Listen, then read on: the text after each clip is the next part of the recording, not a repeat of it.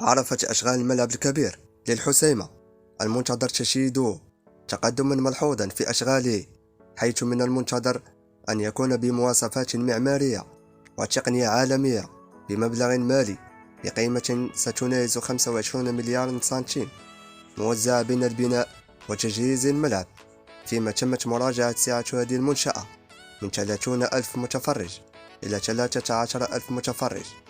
ويعتبر المشروع منشأة رياضية ستعزز البنية التحتية الرياضية بالريف عموما ومدينة الحسيمة على وجه الخصوص، وستساهم في تطوير ممارسة كرة القدم على مستوى هذه الجهة التي تزخر بمواهب مهمة في هذه الرياضة.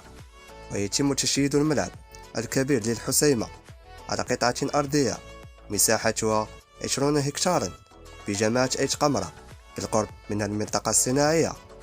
وأصبح الملعب مكسوا بالعشب الطبيعي، كما تركيب الكراسي التي وفرتها شركة إيطالية متخصصة، حيث يرتقب أن يتم تدشينه شهر دجنبر المقبل.